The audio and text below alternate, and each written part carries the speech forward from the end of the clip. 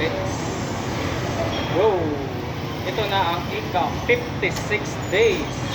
Every other day cardio session ko sa hapon. Yun na nga, wala naman talaga tayo sasabihin dito. Ang piniflex lang talaga natin, yun yung sinasabi nga nila, consistency. Basta ganun na yun. Kasi di naman ako magaling mag-research. Manood lang ako na manood. Tapos iniintindi ko lang kung ano yung iniintindihan ko, yun lang yung ina-absorb ko. Ayaw ko ibahagi sa inyo, manood din kayo. Sabay yung naging mandamot. Kaya niya 18 days to go na lang. Kaya kaunting ano na lang to, kaunting cardio sa hapon. Baka pagkatapos ng sampa na to, pagka wala nang balak na sampa sa susunod kasi budget yung kailangan. Pagka walang mahagilap na budget, baguhin ko na naman yung pattern ng buhat ko. Sa hapon na ako magbubuhat, bawas muna sa cardio. Pahinga muna tayo, kapalking muna tayo. Sabi, ilang 2 taon yung plano ko kung hindi maudlot. Kasi noong nakaraan, yun din yung plano ko. Tapos biglang nakahagilap ng pera, kaya nagbago isip. Ngayon, may pera man o wala, hindi na magbago isip. Dapat hindi magbago. Muna tayo, bulking muna tayo. Kasi simula umpisa ng journey ko na to, wala pa talaga akong proper bulking. Galing 79 kilos, dahan-dahan ko na ibaba hanggang 59. Tapos pagkatapos nun, nakailang ano lang ako, pang 4 months lang ata yung bulking ko nun. Natapos yun. Unang competition ko pala 659 noong 2023. Tapos pagka 2024, laro na naman ulit. Ilang ano lang yung bulking nun, 4 na buwan lang. Tapos na itong 2025, ganun din, August hanggang January lang yung bulking, kaya wala ka talaga itong proper na bulking. Ngayon, pagkatapos ng laro na to, kung ano yung magiging resulta, doon na tayo mag-decide kung bulking ng 2 taon o 1 taon or 2 taon, para makapagpahinga rin yung bulsa pati katawan.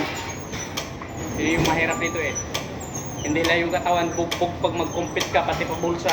Walang yan, buhay na yan. Gastos din rin. Hindi kagaya pagka-bulking ka lang, wala na. Pag 30 bulking ka, harapas ka na ng harapas ng kain, walang pili-pili ba? Pag mag-clean bulking ka, papili-pili ka ng pagkain. Mahal yung mga pagkain na malilinis Yan yung malaki. Hindi kagaya yung pagka-bulking ka, tinapay, pwede na. Pandesal pala. Hindi na pudding, pwede. Sabi, pandesal pudding. Bago mag-workout, malunggay pandesal. Pagkatapos workout, malunggay pandesal. Bago, soya pudding. Pwede na yun. Importante na naman, may pasok sa katawan. Joke lang. Pero pagka wala kang budget, wala ka talagang option Kaya mag-check out talaga sa ganung pagkain. Malunggay pandesal, 20 pesos lang, pwede na. Kasi kung bumili ka ng wheat bread, napakamahal. Tapos walang lasa yon, kailangan mo pa na lagyan ng palaman. Ang palaman, mga peanut butter, ang mamahal din. Kaya nga dito lang tayo sa pudding, malunggay pandesal, hindi mo na kailangan lagyan ng palaman. Kahit patubig nga lang yung pantulak, pwede na wala nang kape-kape or ibang drinks. Ganun lang dali ang buhay pagka bulking. Dirty bulking pa. Tapos ano ba, walang problema pagdating sa pagbubuhat. Hindi problema sa energy. Sobra-sobra nga yung kinakain Kaya gayon yun. Kaya para makapagbuhat-buhat na naman ng medyo mabigat-bigat. Sabi nga nila, magkaiba yung quality ng muscle pagka high repetition, progressive overload pala na high repetition at saka progressive overload na bigat. Yun yung magkaiba doon yung quality ng muscle. Saka bukod doon, magiging malakas ka din pagka progressive overload na bigat yung gamit mo kaysa progressive overload na repetition. Kasi yun naman yung kaibahan doon. Kaibahan ba? Basta ganun na yun. Ngayon magulo. Kaya ano pa ba? Wala kayo pa naisip eh. Kaya wala na tayong kwentuhan ngayon.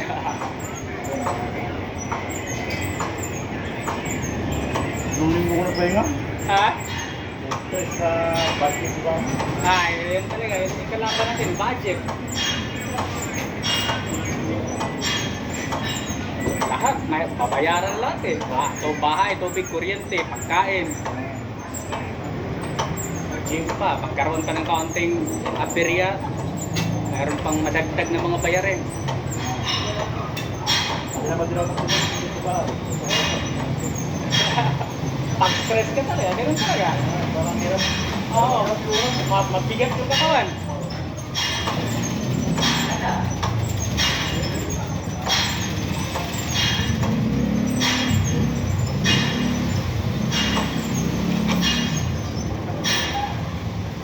Ilang minuto na ba ito? Ano to?